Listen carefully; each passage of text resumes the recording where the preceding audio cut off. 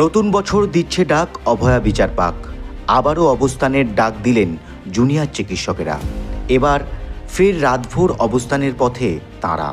তারই অংশ হিসাবে ওয়েস্ট বেঙ্গল ডক্টরস ফোরামের তরফে আজ 9ই জানুয়ারি একটি মিছিলের ডাক দেওয়া হয়।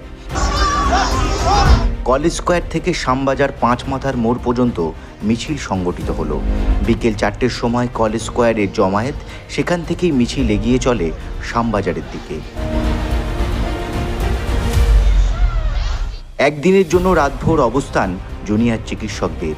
এই অভিযানে জুনিয়র চিকিৎসকদের স্লোগান, নতুন বছর দিচ্ছে ডাক অভয়া বিচার পাক।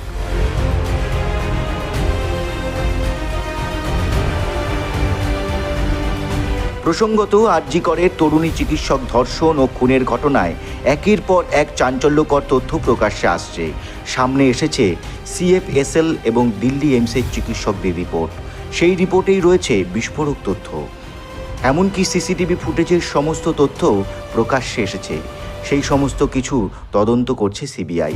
যদিও সিবিআইয়ের তরফে অভিযুক্ত সঞ্জয় রায়ের দ্রুত সর্বোচ্চ সাজার আবেদন জানিয়েছে, কিন্তু চিকিৎসকদের তরফে বারবার বলা হয়েছে আরজি করের ঘটনা ঘটানো একজনের পক্ষে সম্ভব নয়। তাই ন্যায় বিচারের জন্য চিকিৎসকদের আন্দোলন চলবে। তারই একটি পদক্ষেপ হিসাবে ফের অবস্থানের পথে জুনিয়র চিকিৎসকরা। প্রশ্নের সঙ্গে সঙ্গে ইনভেস্টিগেশন করা বিভিন্ন রিপোর্টের যে প্রশ্ন মিলে যাচ্ছে, তারপরেও সেই জিনিসগুলো ইনভেস্টিগেশন হচ্ছে না। উদাহরণ হিসেবে আমরা বলতে পারি, 7 তলার যে ওটি কমপ্লেক্স আছে অর্থোপেডিক্সে, এত প্রশ্ন করার পরেও এখনো পর্যন্ত সেখান থেকে কোনো স্যাম্পল নেওয়া হয়নি। শুধু তাই নয়, কেন এই ঘটনা ঘটলো তাও যদি ধরেইনি, সে একজন তার বিকৃত মানসিকতার জায়গা থেকে সে এই কাজ করেছে, তাহলে আপনি আমাকে বলুন যে এভিডেন্স ডিস্ট্রাকশনের কথা, ইনভেস্টিগেশন ডিস্ট্রাকশনের কথা, ইনভেস্টিগেশন হাসাবের কথা আপনারা প্রাইমারি চার্জশিটে উল্লেখ করছেন, তাহলে আপনি কি এই কথা বিশ্বাস করতে বলেন যে এই ইনভেস্টিগেশন টেম্পারিং, এভিডেন্স টেম্পারিং এবং ইনভেস্টিগেশনকে হাসাব করা হয়েছিল সঞ্জয় রায়কে বাঁচানোর জন্য? এ কথা বিশ্বাসযোগ্য? তাহলে এ কথা কখনোই বিশ্বাসযোগ্য নয়।